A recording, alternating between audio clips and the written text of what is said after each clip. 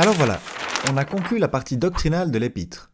Et dans les lettres de Paul, la partie théorique est souvent suivie d'une partie pratique. Mais Romain est une exception. Parce qu'en fait, si on ne fait pas attention, on a un petit problème. Maintenant que Dieu a ouvert un chemin pour le monde entier, qu'est-ce qui se passe pour les Juifs, le peuple choisi par Dieu ? Les Juifs pourraient dire « Hey, c'est pas juste !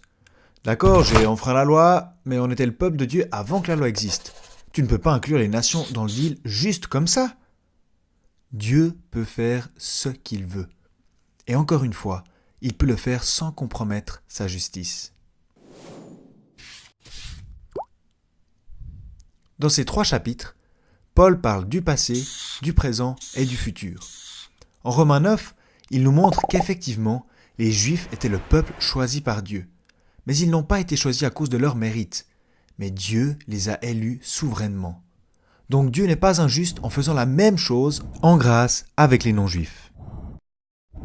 Ok, les Juifs sont coupables, mais est-ce que ça modifie les promesses faites à Abraham, Isaac et Jacob ? On peut voir aussi ici combien la justice de Dieu brille. Il montre que ce n'est pas un problème d'inclure les nations dans les bénédictions sans rompre les promesses faites aux Juifs. Le premier exemple est Abraham. Les Juifs disent « Parce que je suis un descendant d'Abraham, je possède un droit exclusif sur les promesses faites à mon arrière-grand-père. » Mais Paul explique « Attends, il y a des descendants d'Abraham qui ne font pas partie d'Israël. Tous ceux qui descendent d'Ismaël, un fils qu'Abraham a eu avec sa servante, ne sont pas israélites.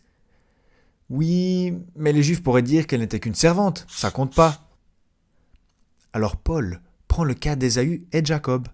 Ils ont la même mère, mais un a été choisi et pas l'autre.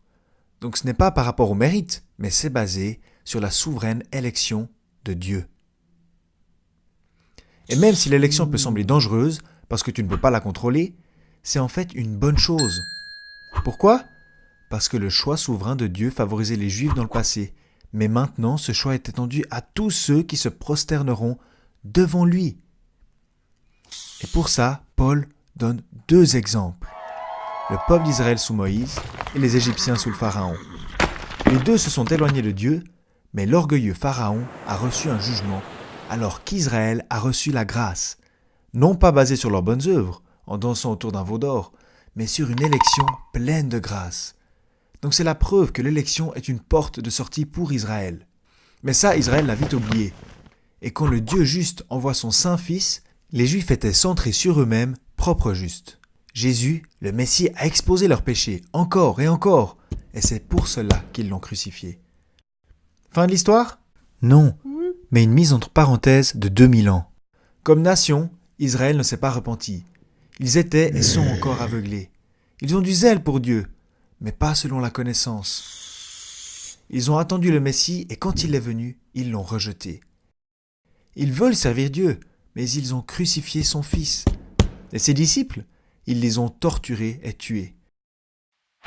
Paul pourrait d'ailleurs t'en raconter un rayon. Il a été le patron des persécuteurs des chrétiens. Les Juifs voulaient la justice, mais ont prouvé à quel point ils étaient méchants. Parce qu'ils n'ont jamais recherché la justice de Dieu, mais la leur. Ils n'ont jamais voulu attirer l'attention sur la grandeur de Dieu, mais ont voulu paraître eux-mêmes incroyables en gardant la loi. Alors Jésus est venu pour mettre un terme à tout ça. Il était vraiment magnifique, et par sa beauté pure, il a exposé le maquillage superficiel de l'élite théologienne de l'époque. Il a gardé la loi et a exposé leur propre justice religieuse. Et comme on a vu dans les vidéos précédentes, par sa mort, il nous a donné à nous les non-juifs l'opportunité de mourir avec lui et de devenir par la foi de vrais enfants d'Abraham, d'accomplir la loi en Christ une fois pour toutes et vivre. Et par cela, Jésus-Christ a créé une nouvelle entité étrange mais incroyable, l'Église. C'est une nation qui n'est en fait pas vraiment une nation. Dans l'Église, il n'y a pas de distinction entre les Juifs et les Grecs, parce que l'Église a un appel céleste. Mais l'Église n'est pas une fin en soi. Elle est là pour proclamer l'Évangile et pour provoquer les Juifs à la jalousie, comme le prophète l'a dit. Je provoquerai leur jalousie par ce qui n'est pas un peuple. Je provoquerai leur irritation par une nation sans intelligence. Israël a failli. Maintenant la question est, est-ce qu'Israël est rejeté pour toujours? Est-ce que l'Église est maintenant le vrai Israël? La réponse dans le chapitre 11 est non. Ce n'est pas terminé pour Israël. Israël est Israël et l'Église est l'Église. Avant la période de l'Église, il n'y avait que deux groupes de personnes, les Juifs et les non-Juifs, souvent appelés les Grecs. Mais après la résurrection, Paul en 1 Corinthiens 10, 32 parle de trois groupes de personnes. Ne soyez une cause de faux pas ni pour les non-Juifs, ni pour les Juifs, ni pour l'Église de Dieu. Les Juifs sont clairement une entité distincte de l'Église.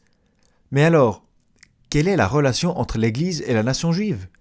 L'Église a un appel céleste. Elle n'est pas de cette terre, elle n'a aucun futur ici-bas, mais son futur est dans le ciel. Durant le millénium, l'Église va régner avec Christ depuis les cieux. Mais le pays avait été promis aux Juifs. Dieu avait promis le pays dans le Moyen-Orient au peuple juif. La promesse était sans condition et unilatérale, et même avec la connaissance qu'il tomberait dans le futur, les dons et l'appel de Dieu sont irrévocables. Donc Israël a encore un futur glorieux ici, sur la planète Terre. Mais pour l'instant, l'Église est ici pour rendre jaloux Israël. Dieu aime son épouse céleste pour rendre son épouse terrestre jalouse. Mais Paul avertit les nations de ne pas être arrogants. Il explique que pendant qu'Israël était un olivier cultivé, les nations étaient un olivier sauvage qui a été greffé. Mais seulement par la foi, pas sur le mérite personnel. Mais il regarde déjà vers l'avant, à un moment où les branches naturelles seront greffées à nouveau sur leur arbre d'origine, lorsque l'entièreté des nations sera entrée et que tout Israël sera sauvé. C'est merveilleux. Dieu utilise la désobéissance des Juifs et des païens pour démontrer sa justice et afin qu'il puisse faire grâce à chacun. Je pense qu'on peut se joindre à l'émerveillement de l'apôtre. C'est de lui, par lui et pour lui que sont toutes choses. À lui la gloire dans tous les siècles. Amen. Merci beaucoup d'être encore là. Merci d'avoir regardé jusqu'au bout. Ouais. Merci d'avoir regardé cette vidéo.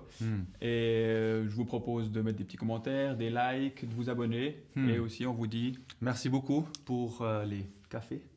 Merci beaucoup aussi pour le soutien dans la prière. Ça, c'est hyper important. Ouais. Et on vous dit au revoir à la prochaine vidéo. Ciao. Ciao.